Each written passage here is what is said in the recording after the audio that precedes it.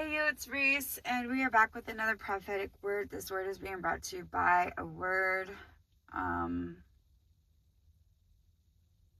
that word is decadent. Decadent. And for some of you, I know when I got the word, I was like, what? Are you talking about like gourmet sweets and pastries and stuff? Like, ooh, what are you talking about? It's like, so what the Father is saying, which it could be that, but what the Father is saying, decadent is characterized by or appealing to self-indulgent, a rich and decadent dessert, the hotel's decadent luxury, but it also means characterized by or reflecting a state of moral or cultural decline, a decaying, decadent Brenton. Dissolute, dissipated, degenerate, corrupt, depraved, sinful, shameless, unprincipled, immoral, fast living, pleasure seeking, indulgent, self-indulgent. So what the Father is saying when it comes to this word is God is making the bad right, because too many people are living to please themselves, living to please the flesh. And God's not saying there's anything wrong with enjoying the finer things in life. There's nothing wrong with, just wanting, better things.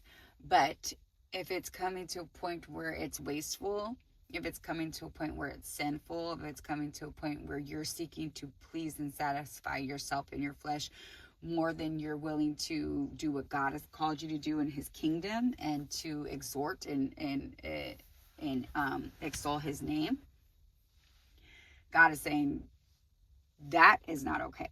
He's bringing those things to an end, because too many people are living to satisfy themselves, to please the flesh. And this could be in any way. This could be for people that drink. This could be people that do drugs. This could be people that are addicted to pharmaceuticals. This could be people that are addicted to sugar, people addicted to food, people that are I won't stay in this hotel. I have to stay in at the Ritz. I can't stay at the Hilton, which Hilton's fine. You know what I mean? Just things like that. God's saying, really? Like, I sent my son down from the throne, sent him down from heaven. He had to take off his crown to come mingle with you people. No, I'm just playing. But I sent my son from his throne to occupy earth in a human body. What makes you think that you're too high and mighty to do, or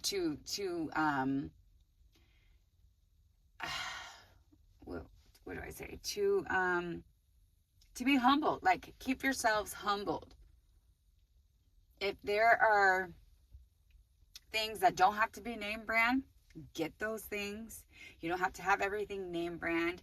If there's different areas where you could spend less in, do that. You have to have a high-end name brand car, as a different, not so luxurious car, especially if you're not driving the car like that. You just have them parked in your garage to show off. Like, that car could have fed millions of people in Africa. You know what I mean? God is calling an end to those things, because you can't take them with you. You can't take them with you. And again, that goes for anything. That goes for, the food. You have to have, I only eat, this type of food. Okay.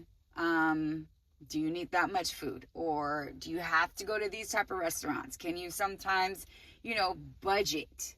Can you sometimes, lower the standards and give that extra money you would have spent at this restaurant and versus going to a restaurant that's cheaper, and give that to someone you see on the street that's homeless?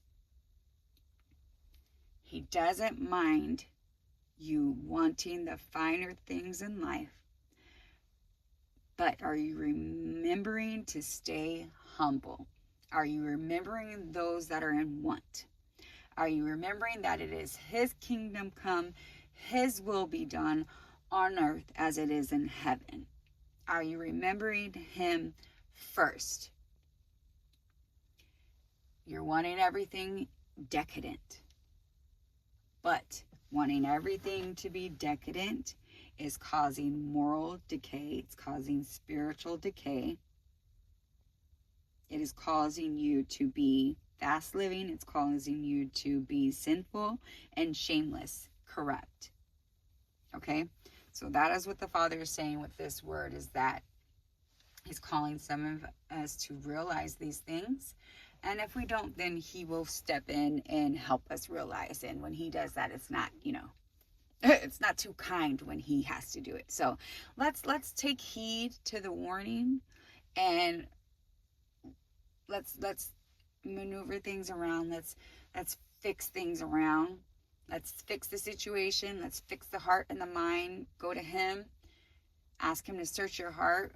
Take out anything that is not of him, and put more of him in you, so that you could do his will and not your own.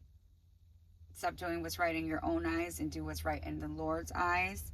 And ask him, hey, can I get this? Can I get that? You'll be surprised. He doesn't say no to decadent things. He just says, remember his people. Remember there's poor people. Remember there's people that are homeless. Remember there's people that are in need. There's people that are in want. Do you have to have everything decadent? Because if so, then that is causing you to be immoral, and God is not okay with that. Just like the man in the Bible, he said, I've done all these things. I've kept all the commands. What, how can I get into heaven? What's keeping me from heaven, God? Jesus said, sell all your things and give them away and come follow me. He didn't do it. He didn't do it. If God called you to sell all your things and give it away, would you do it? Because if not, that's an issue, and you need to take it to the Lord. Okay? Again, this is with anything. If he tells you to give up drugs, could you do it? Which is, a sin anyway. But look at things that are not necessarily sinful, like prescription drugs. That's not illegal. So people are like, well, I take prescription. Are you addicted to them? Can you give them up if God said? Are you really in that much pain to where you have to have them? Have you sought his healing versus pharmaceuticals? Maybe he wants to heal you without the pharmaceuticals, but you're addicted to them, so you wouldn't know that. If he called you to eat fruits and vegetables for a month straight, could you give up all the other stuff? If not, that's an issue. Or not even for a month. Let's say for a year, which, Lord, that would be hard. But if he said that, could you give up the other stuff? If he said no sugars, nothing with sugar, no sweets, no cookies, no candy, no pastries, no shakes, none of that. Nothing with you have to actually add sugar. If there's sugar already made in it, then But where you're adding sugar to it or adding syrups and stuff to it, if he told you to give that up, could you do it? If not, that's an issue. If he said you don't have to get name brand in this specific area, I want you to get this, could you do it?